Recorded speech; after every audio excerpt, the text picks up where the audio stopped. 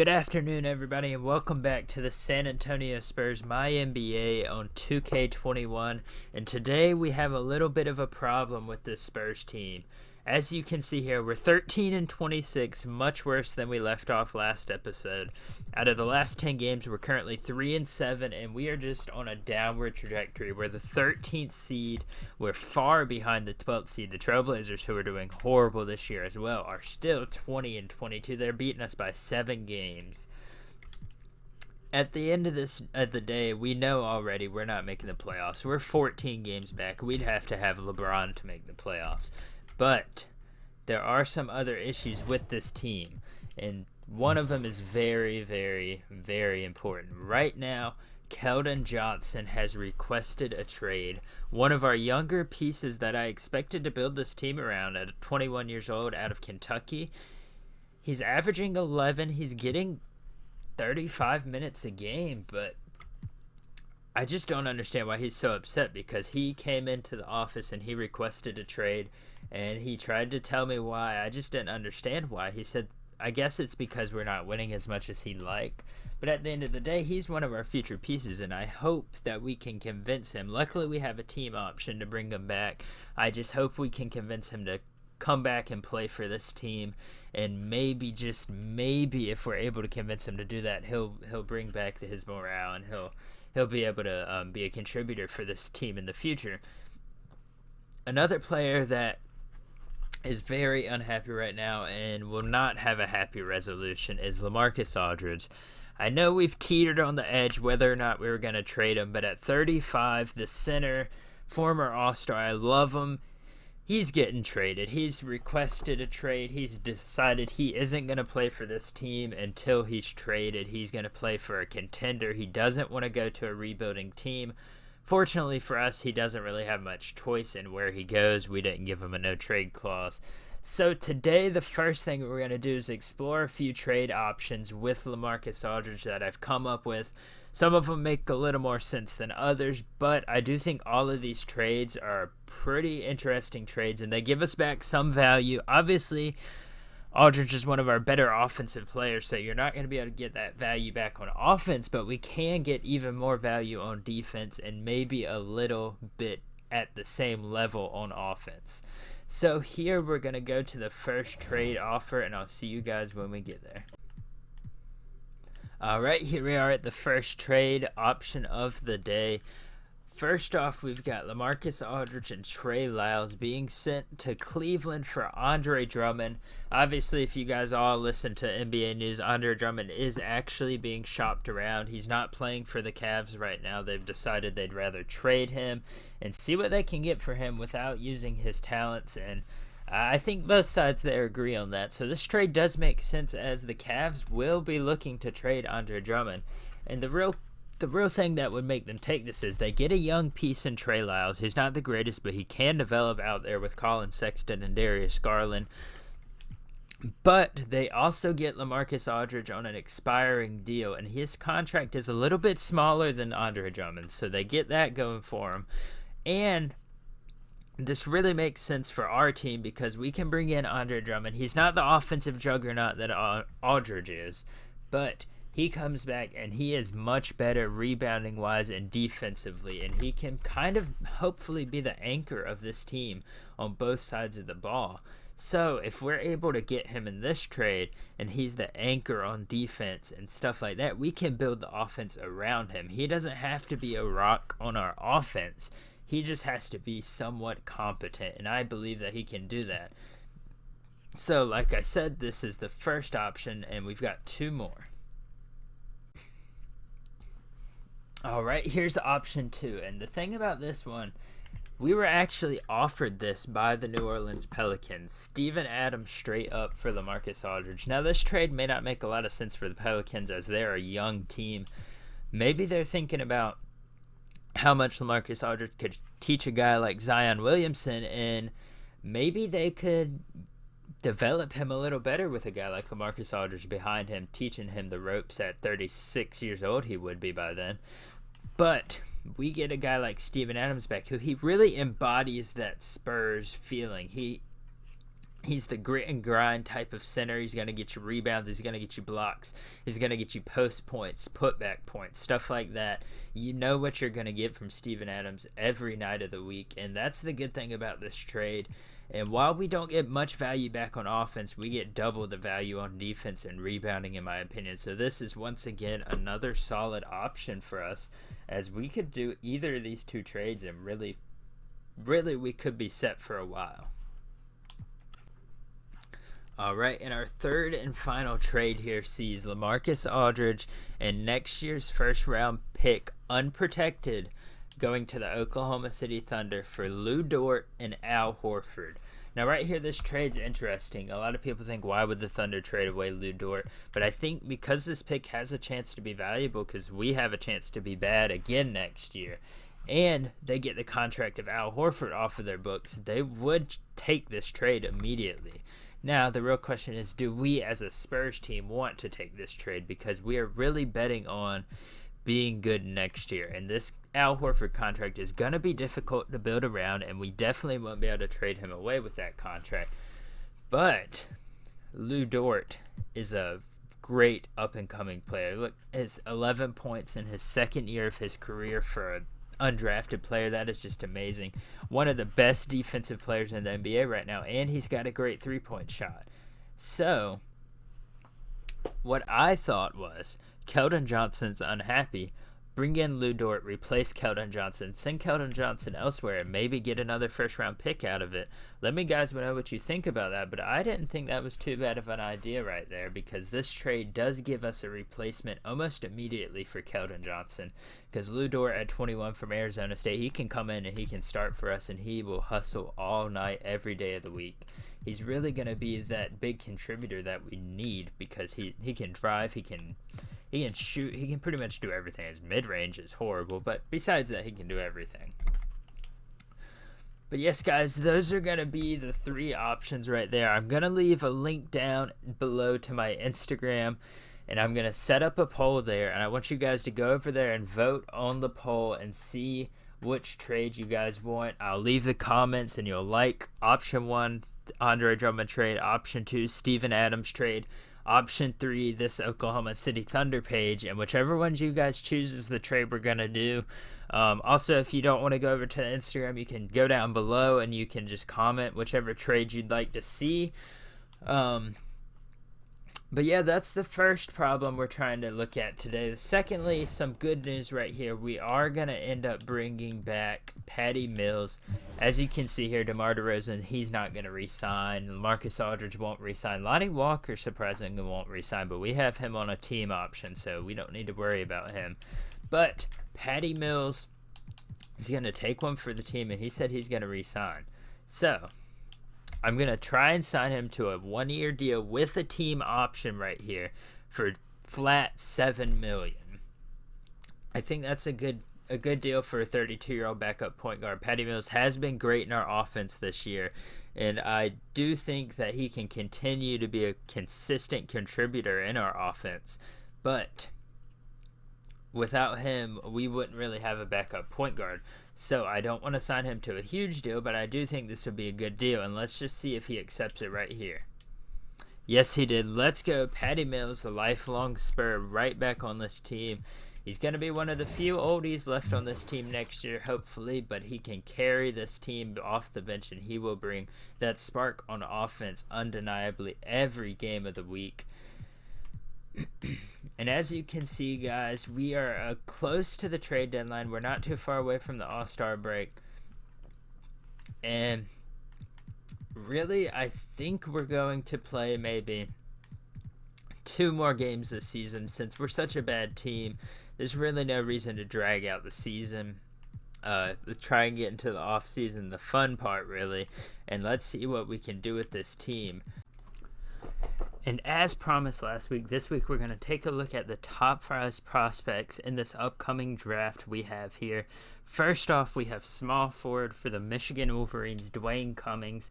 As you can see here, a little bit of gameplay where he played Texas A&M. You can see he's got the step-back 3.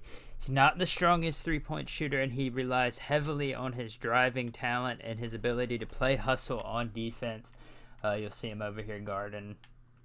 Pretty tied up on this player. He's a hustler for sure.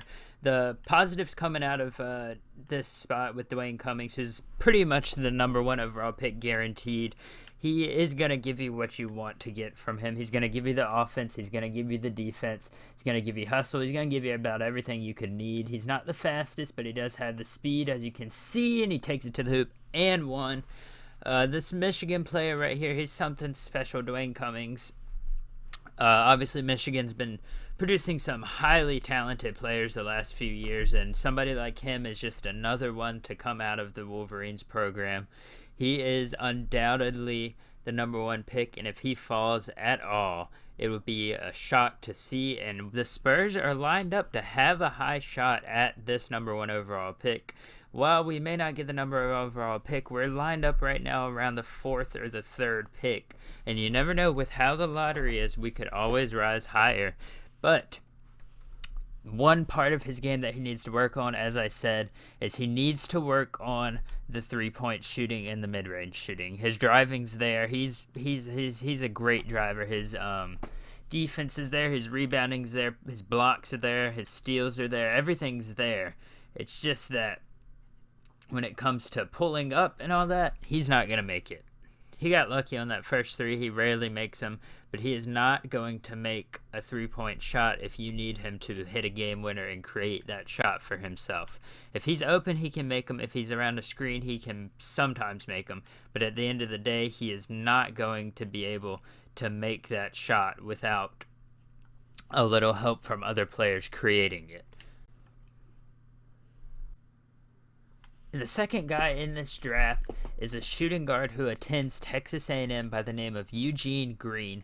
He is kind of similar to Cummings, except for the fact that his skill talent is the exact opposite.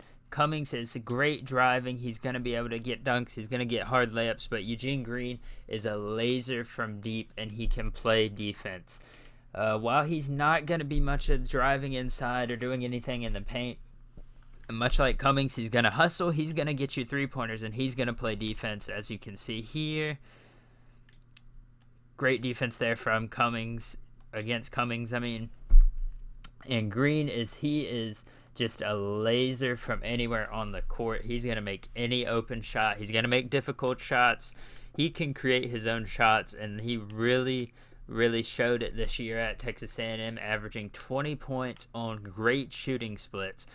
Now, granted, he does have a lot to improve when it comes to his offensive game coming on the inside of the paint, but you know what you're going to get once again. This guy is not a project, really. He knows his place on the team, and he knows what role he plays. And if he didn't play that role as well as he does, then he would probably not be a top 5 pick in this draft. But he is undoubtedly top 5, maybe not the second best player, but he is going to go in the top 5, and he's going to be a great player for whatever team gets him. And the third player on this list is a point guard from Russia by the name of Nikita Kasparov.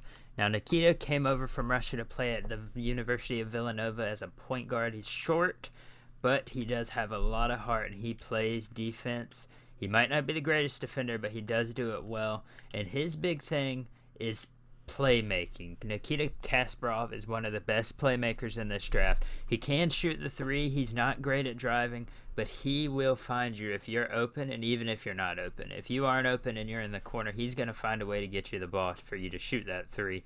Now, Kasparov does have a lot to work on when it comes to using his speed to his advantage and kind of being able to win even at his height in the NBA, as he is very short for a point guard. But at the same time, we've seen plenty of short point guards be successful in the NBA, and a guy like Kasparov, who has the heart and can develop that shot, is more than able to just become a great point guard in this league, at the very least a good player in this league, and a very good top 5 pick, undoubtedly top 5, probably around the 4th to 5th pick because of his height. But the way he plays, the way he's led this Villanova team this year to almost undefeated season, and just the way that he's been able to just find players. Look at this right there, wide open. He sees him though. He's driving and he sees him wide open. He hits the three right there. Now Kasparov really came out of nowhere in Russia, and Villanova got a lucky one right here. And any team that drafts him in the NBA will be a very lucky team. And the real good thing for the Spurs about Kasparov, now we don't really need a point guard, but he fits the mold great for a Spurs player. He's from Russia. He's from overseas. He is going to give you that great playmaking and that great shooting that you really want at a point guard position. And he's kind of like a Patty Mills. He could shoot threes. He can shoot mid-range. Not going to be great driving, but he can play make and he can play defense because of how hard he hustles.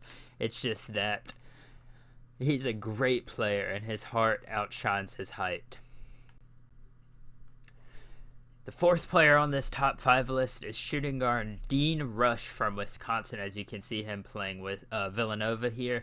Rush is kind of a do-it-all, similar to Dwayne Cummings, but at the same time, he is not as good at any one thing.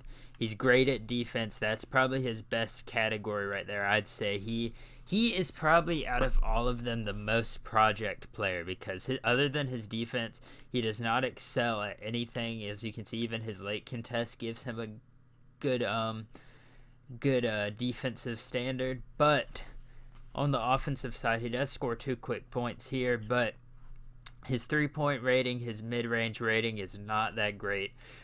Rush is definitely a project, but he has the potential to be a great player, and right off the bat, he gives me that Lonnie Walker type of player vibe. And over here at Wisconsin, he is leading this team in points with about 15 a game, but he does average 2 steals. Let's see if he can get a block. No, but they missed the layup. Obviously, he's a shooting guard. He doesn't have the playmaking, but he does see his teammate there in the corner. He hits him. Rush is going to be, like I said multiple times, a project, and if you take him around that 4th or 5th pick, you may not be happy immediately, but after a few years down the road, a guy like Rush can develop into a great scorer in this league, and already he would be one of the better defenders in the NBA. And the 5th and final player in this draft that is really gonna round out this top 5, and he is definitely going to be a contributor to whatever team he plays for, is AJ Payton II, a 7-foot center out of Syracuse. Now you might be thinking, oh, he's a center, he must be able to shoot threes, he's probably a stretch center, but no, Payton is a big center and he is good for rebounding and defense. That is a big part of his game. He's not even really all that involved in the Orange offense besides setting screens and stuff like that. He does every once in a while catch alley-oops, but he misses that one. Payton is going to be a project player similar to Dean Rush, but I do think with his upside and his athleticism, he will be able to bring back that offensive side of centers where they can back him down and make some moves in the post. And despite being the worst of the top 5, Payton is for sure going to be one of the better players in this draft. He might not be able to shoot threes, he might not be able to shoot mid-range, but what he brings to the table defensively and rebounding-wise is similar to what Jakob Poeltl can pull off, but at a much higher level. As you can see, he misses another dunk. Like I was saying, he's a project player, but rounding out this top 5, he is definitely going to be a huge contributor to whatever team he gets to. As you can see, he's already racked up a few rebounds here. Payton is definitely behind Dean Rush as far as offensively, and he's probably a little better defensively. So if I had to give a mock draft to come out of this, right now it's probably Dwayne Cummings at number 1, Nikita Kasparov at 2, Eugene Green at 3, Dean Rush at 4, and AJ Payton at 5. But if you really take any of these players, some of them are more projects than others. You definitely have a player that you can trust in the future. And these aren't the only good players in this draft. You'll see some steals in the future. I got an episode coming up soon where I will preview some more prospects and show you guys what they're all about. But so far, this is just the top 5 players. I hope you guys did enjoy this episode. No gameplay this episode. Like I said, we're going to probably play a few more games this season, and we will likely end this season off in a couple, maybe 1 or 2 more episodes, because this Spurs team just isn't good. As I said at the beginning of the episode, guys, please just leave a comment down below what trades you'd like to see out of the 4 trades that I showed you guys. And if you have any other trades, just leave them down in the comments. And also go to my Instagram. I'll have the link in the description below. Go to my Instagram. Vote in the polls that I will have set up in my comment section. And if you guys want to see a certain trade happen, just vote there. But if you'd like to see Aldridge stay, which is very unlikely, I will listen to you guys if that's what you choose. Just anyways, guys, I hope you enjoyed. Thank you guys for watching this video so much. Adios.